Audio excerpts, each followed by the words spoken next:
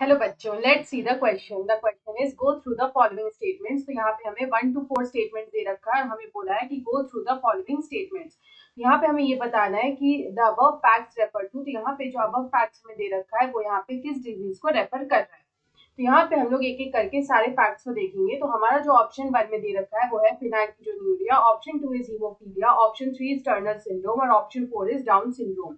यहाँ पे हमें जितने भी डिसऑर्डर्स या डिजीजेस दे रखे हैं वो सारे यहाँ पे जेनेटिक डिसऑर्डर्स हैं। तो हम लोग सबसे पहले इस क्वेश्चन का यहाँ पे की कंसेप्ट देखेंगे। तो हम लोग यहाँ पे की कंसेप्ट में बात करेंगे अबाउट जेनेटिक डिसऑर्डर्स।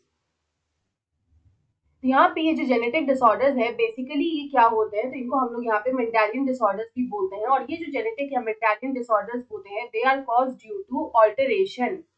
यहाँ पे ये कॉज होता है ड्यू टू ऑल्टरेशन या फिर एबनॉर्मेलिटी। तो हम लोग बोल सकते हैं it is cause due to alteration और एबनॉर्मेलिटी इन द जीनोम।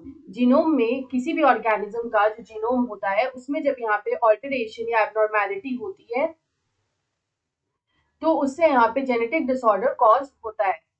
यहाँ पे अगर हम लोग फर्स्ट डिसऑर्डर की बात करें तो आता है फिनाइलकीटोन्यूरिया। तो हम लोग यहाँ पे जो फर्स्ट डिसऑर्डर है उसके बारे में लिखेंगे। तो यहाँ पे ये आएगा फिनाइलकीटोन्यूरिया।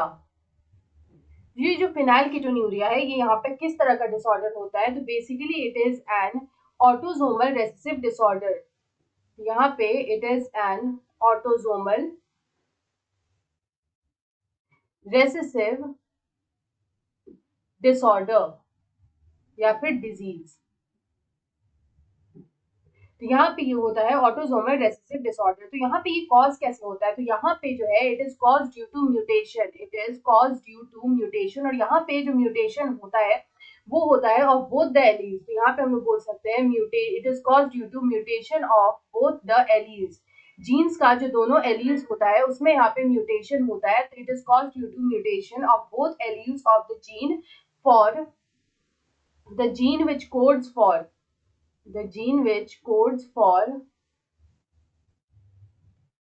phenyl the gene which codes for phenylalanine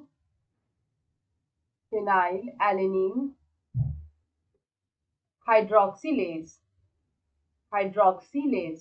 तो इसका जो जीन होता है उसके दोनों एलीन में यहाँ पे म्यूटेशन हो जाती है और इसका जो जीन है it is found on chromosome 12। It is found on chromosome number 12। तो यहाँ पे हमारा जो फर्स्ट स्टेटमेंट दे रखा है कि यहाँ पे इनबॉर्न एरर ऑफ मेटाबॉलिज्म, तो it is phenylketonuria. Phenylketonuria is the inborn error of metabolism. It is inborn, इसको हम लोग बोलते हैं कि it is the disorder which is cause due to inborn error of metabolism. उसके बाद अगर हम लोग यहाँ पे अदर स्टेटमेंट्स को चेक करें तो यहाँ पे अदर स्टेटमेंट्स में क्या लिखा है, तो यहाँ पे सेकंड स्टेटमेंट अगर देखें तो उसमें लिखा है कि homozygous recessive autosomal alleles on chromosome 12 cause the absence of the specific enzyme. तो यहाँ पे हम लोग देख सकते हैं कि यहाँ पे जो एलील्स में म्यूटेशन होता है जो कि क्रोमोसोम 12 पे प्रेजेंट होता है, it is present on chromosome 12। तो यहाँ पे ये रेसेसिव ऑटोसोमल एलील है इसलिए हम इसको ऑटोसोमल रेसेसिव डिसऑर्डर बोलते हैं। उसके बाद थर्ड में लिखा है कि a specific amino acid does not change into tyrosine। तो यहाँ पे जो अमाइनो एसिड है फिनाइलएलेनिन, दिस फिनाइलएलेनिन ये टायरोसिन में चेंज नहीं हो पाता है। और फोर्थ में लिखा है कि accumulation of phenyl pyruvic acid and other derivatives leads to mental retardation। तो यहाँ पे क्या होता है कि क्योंकि फिनाइल पायरुविक एसिड जो होता है उसका एक्यूमुलेशन हो जाता है। तो यहाँ पे अगर हम लोग देखें तो हम लोग बोल सकते हैं कि यहाँ पे जो फिनाइल पायरुविक एसिड है, फिनाइल पायरुविक एसिड है उसका यहाँ पे एक्यूमुलेशन हो जाता है। और अगर इसका एक्यूमुलेशन बॉडी में काफी ज्यादा हो जाता है तो it leads to mental retardation. It leads to mental retardation. ये मेंटल रिटार्डेशन जो है वो कॉज करता है। तो यहाँ पे हमें जितने भी फैक्ट्स दे रखे हैं वो सारे यहाँ पे फिनाइलकीटोन्यूरिया से रिलेटेड है। उसके बाद अगर हम लोग अदर ऑप्शंस देखें तो हमारा जो सेकंड है वो दे रखा है हीमोफीलिया।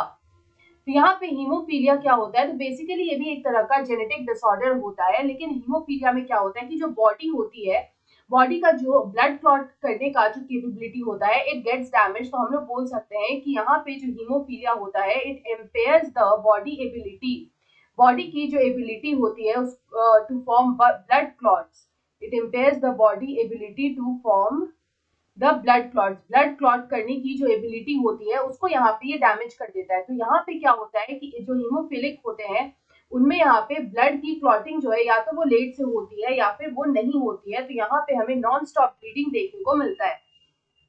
उसके बाद अगर हम लोग यहाँ पे थर्ड ऑप्शन देखें तो आता है टर्नर सिंड्रोम। टर्नर सिंड्रोम जो है ये यहाँ पे किस तरह का सिंड्रोम होता है, तो ये भी एक तरह का जेनेटिक डिसऑर्डर है। तो इस तरह की फीमेल्स में क्या होता है कि एक क्रोमोसोम कम प्रेजेंट होता है, द फीमेल्स लैक या फिर the females have one less